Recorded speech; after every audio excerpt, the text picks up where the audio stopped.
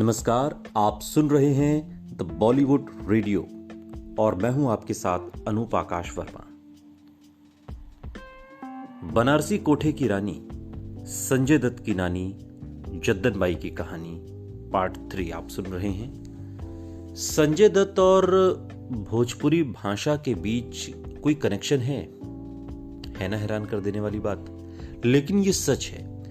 दरअसल संजय दत्त की नानी यानी कि बॉलीवुड की मशहूर अदाकारा नरगिस की मां जद्दन बाई का भोजपुरी फिल्मों से सीधा कनेक्शन है। जद्दन बाई ही वो शख्स थीं जिन्होंने सबसे पहले भोजपुरी भाषा में फिल्म बनाने की बात सोची थी। आज हम भोजपुरी सिनेमा का इतना बड़ा स्वरूप देखते हैं, दरअसल इसका जो बीज बोने का काम किया था, जो इसका आधार थी, वो संजय दत्त की नानी जद्दन बाई थी। ये अलग बात है कि वो इसमें सफल नहीं हुई और बाद में नासिर हुसैन, जिन्होंने भोजपुरी की पहली फिल्म गंगा मैया तोहे पियरी चढ़ाइबे बनाई, और इस तरीके से जद्दन बाई ने जो सपना देखा था उसकी शुरुआत होती है। जद्दन बाई का परिचय केवल इतना ही नहीं है कि वो मशहूर अदाकारा नरगिस की मां या एक्टर संजय दत्त की नानी थी, बल्कि भारतीय सिनेमा की पहली महिला संगीतकार होने का श्रेय भी जद्दन बाई को प्राप्त है। साल 1935 में पहली बार उन्होंने C.M. लोहार की फिल्म तलाशे हक में संगीत दिया था। हालांकि दूसरी महिला संगीतकार सरस्वती देवी का आविर्भाव होने में ज्यादा वक्त नहीं लगा। 1936 में हिमांशु रॉय ने एक फिल्म बनाई और अशोक कुमार और देविका रानी की फिल्म अछूत कन्या में सरस्वती देवी ने संगीत दिया था। कला के प्रति यह स्नेह जद्दन बाई को दरअसल विरासत में मिला था उनकी मां दिलीपा बाई से, और यही वजह रही कि उनकी बेटी नरगिस बॉलीवुड में कम समय में ही अपनी अदाकारी से मशहूर हो गईं। आज भी नरगिस को बॉलीवुड की प्रतिभाशाली कलाकारों में से एक माना जाता है।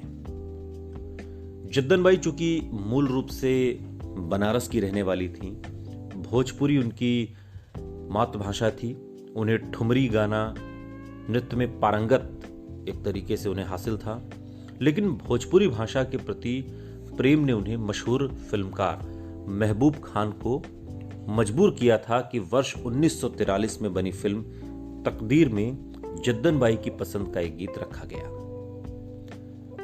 दरअसल फिल्म तकदीर में जद्दन बाई की पसंद और इच्छा से मजबूर होकर भोजपुरी भाषा की एक ठुमरी रखी गई। वो गाना इतना मशहूर हुआ कि खुद जद्दन बाई और निर्माता महबूब खान को भी हैरानी हो गई। इस एक गाने की लोकप्रियता से जद्दन बाई को ये सोचने पर विवश किया कि फिल्म में एक भोजपुरी ठुमरी इतना धूम मचा सकती है, तो अगर पूरी फिल्म भोजपुरी में हो तो फिर क्या कमाल होगा। मन में ये विचार आते ही वो सिनेमा में सक्रिय उत्तर भारतीय कलाकारों से मिलने जुलने लगी। भोजपुरी फिल्मों की दुनिया में बॉलीवुड के कई कलाकारों का विशेष योगदान रहा। इन्हीं अभिनेताओं में से एक थे मशहूर कैरेक्टर रोल करने वाले कन्हैया लाल। बॉलीवुड की कई हिंदी फिल्मों में खलनायक की भूमिका निभाने वाले कन्हैया लाल भी भोजपुरी क्षेत्र के ही रहने वाले थे। जद्दन बाई की भोजपुरी फिल्म बनाने के प्रयास में कन्हैया लाल ने भी उनका बहुत सहयोग किया था। अब कन्हैया लाल भी चूंकि मूल रूप से बनारस के ही थे और बंबई फिल्म इंडस्ट्री में प्रतिष्ठित और विलक्षण कलाकार के रूप में उनकी पहचान होती थी। हालांकि ये अलग बात है कि जद्दन बाई और कन्हैया लाल, इन दोनों की भोजपुरी फिल्म बनाने की जो कसक वो अधूरी रह गई, और इसके पीछे एकमात्र कारण उनकी निजी सीमाएं और उम्र की विशेषताएं रही होंगी, जो विवशताएं रही होंगी। बहरहाल जद्दन बाई की सोच को 1960 के दशक में आकर जब पहली भोजपुरी फिल्म रिलीज हो पाई, तब उनकी सोच को आकार मिला। आज बड़ी संख्या में भोजपुरी फिल्में बन रही हैं और इनमें से कुछ एक को छोड़ दीजिए तो कई फिल्में तो अपनी लागत भी वसूल नहीं कर पाती। लेकिन 1962 में जब पहली भोजपुरी फिल्म गंगा मैया तोहे पियरी चढ़ाइबो महज 5 लाख रुपए में बनी थी, लेकिन रिलीज होने के बाद इसने लोकप्रियता का ऐसा मुकाम हासिल किया जिसका आज भी कोई मुकाबला नहीं है। इस फिल्म ने उस समय 75 लाख रुपए की कमाई की थी, यानी कि 70 लाख का मुनाफा। लोगों ने इसे सिर्फ आंखों पर बैठाया। लोकप्रिय भाषा और इससे संबंधित विषय पर बनी इस फिल्म को देखने के लिए गांव-गांव से लोग बैलगाड़ियों से शहर के सिनेमा हॉल में पहुंचते थे।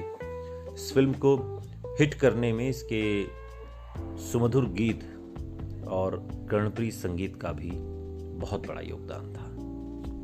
सुनते रहिए द बॉलीवुड रेडियो।